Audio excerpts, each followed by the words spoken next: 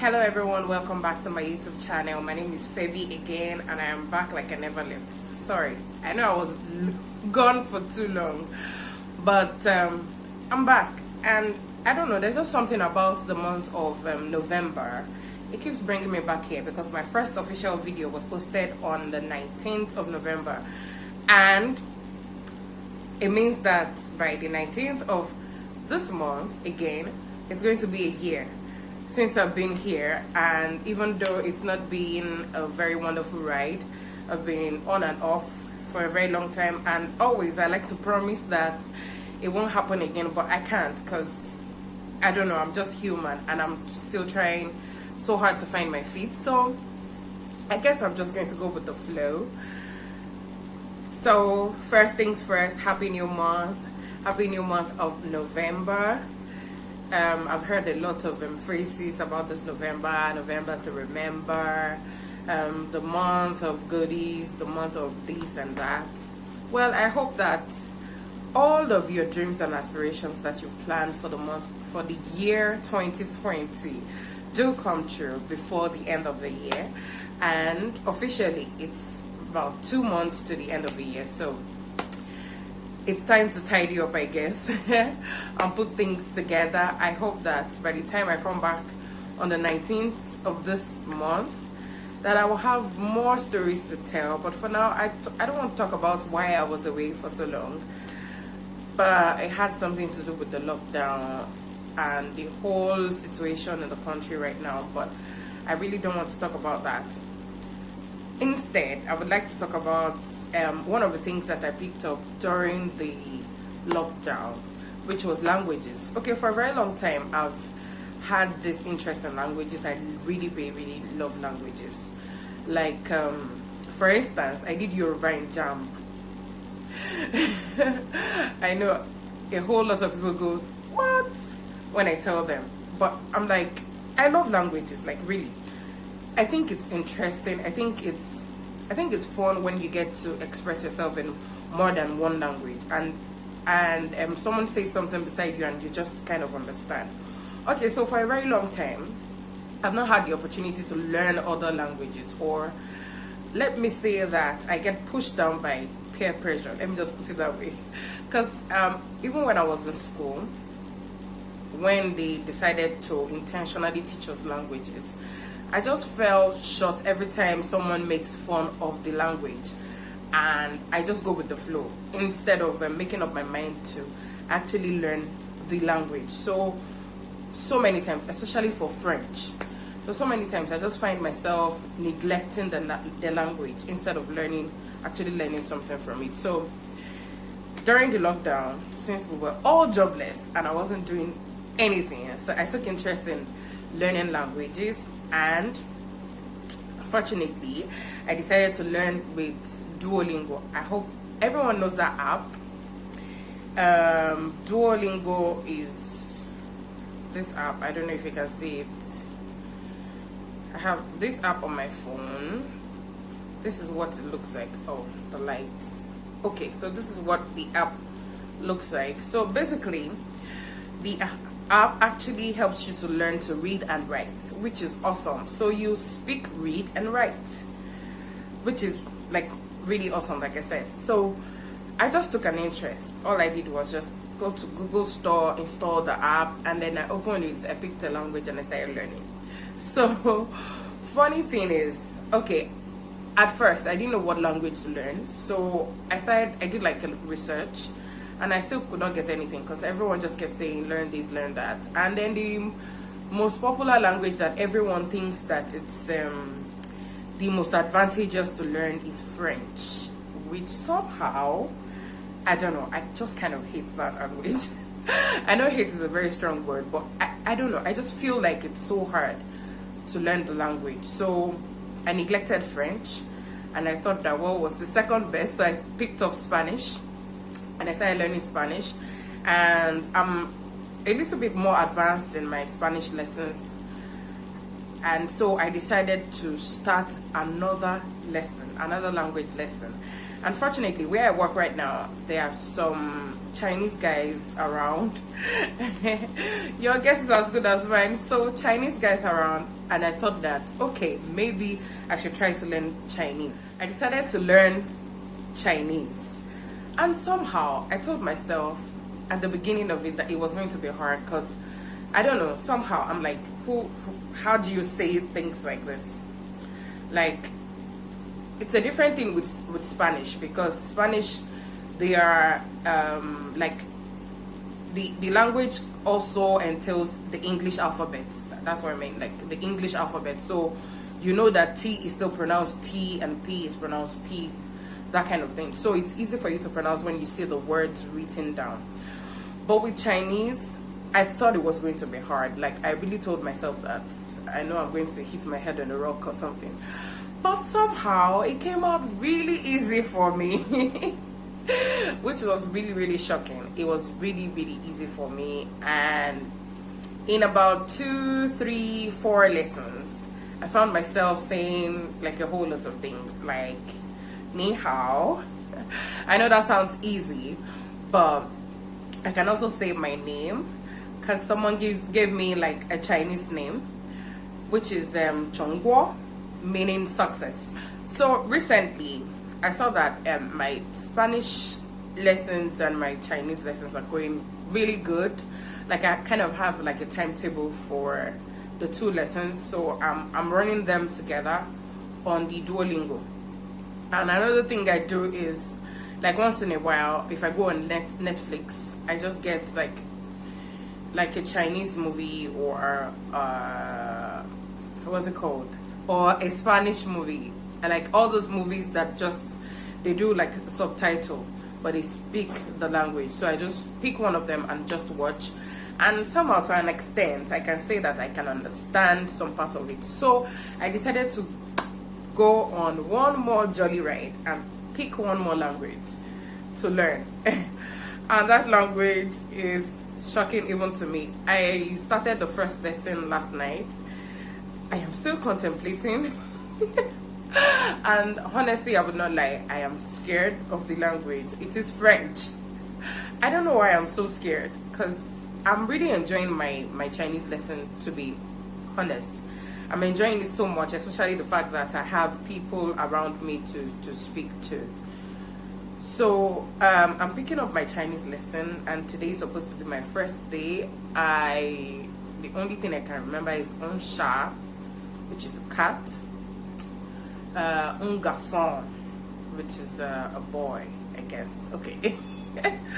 I'm not going to try to run ahead of myself, but I'm just going to do like a rundown of the things that I've learned. I know my numbers very well in Spanish and in Chinese.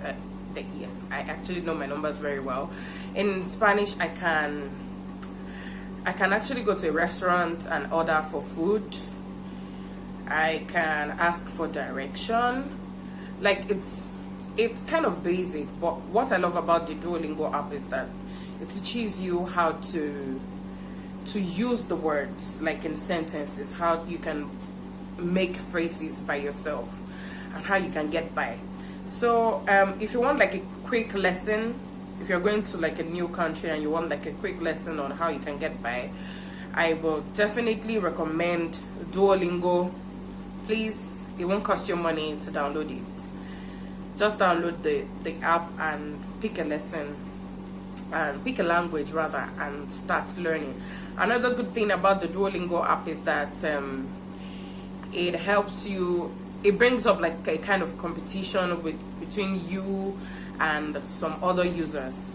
And so there's a point system for whatever language you're learning, and for every stage. So that way, somehow you just want to keep ahead. It feels like a class actually, like there's an exam at the end of it, and then you get to promote every Sunday, or you don't. So after a while, you will just get sick and tired of being at the bottom, and you always want to raise to the top, especially if you really love languages like I do. I really do. I really, really do love languages. Okay, so I think I'm just going to do like a run through of numbers. Yes. So I have for Spanish I have uno, dos, tres, cuatro, cinco, seis, oh Lord, siete, ocho, nueve, diez. And for Chinese I have yi, er, san, si, wu, liu, ti, ba, jiu, and shi. Yay! I feel so excited. Okay, I don't want to bore you with every other thing that I have learned, but hopefully, because I'm going to make this like a series so that you also can help me to keep track of my learning and help me with my learning habits, because I have a habit of dumping things the same way I did to YouTube. And I'm sorry, I apologize to you guys. I have a habit of starting something and not finishing it, so you guys can help me keep track. So I'm going to make this like a series. I'll try to do my language diaries like once in a month or twice a month. It depends on how vast it gets. So what I'm going to do in the series is that I'm like what I do normally with my YouTube channel. I would like to do some of them like in my language diaries, like talk about things in those languages that I'm learning. I'm even scared. I'm scared even as I've let it out, but that's the plan. That's what I'm going to try to do, and I hope that I'll do it right. So if you're learning any language, anyone at all, it doesn't matter if it's on Duolingo or you're doing an offline class for languages, just let me know in the comment section.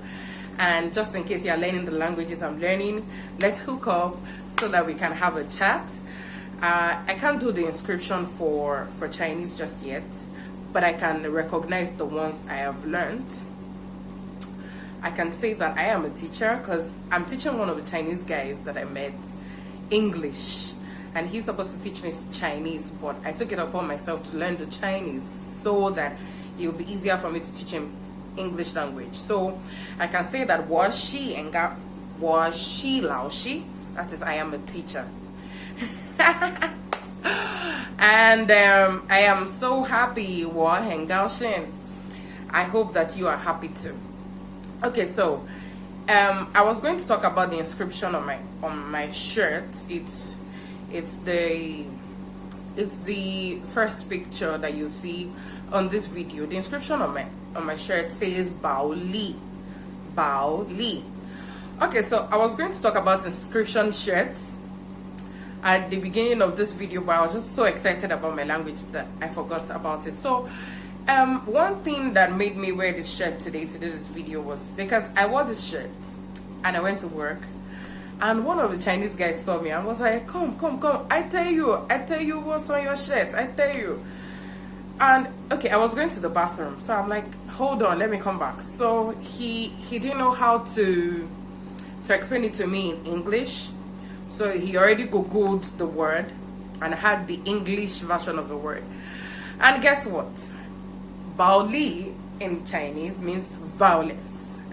No, I don't know how many of us are guilty of this. You see a shirt, it's beautiful. I like yellow. I like yellow like a lot. And the inscription is black. Like, how beautiful can a shirt be? Like, seriously.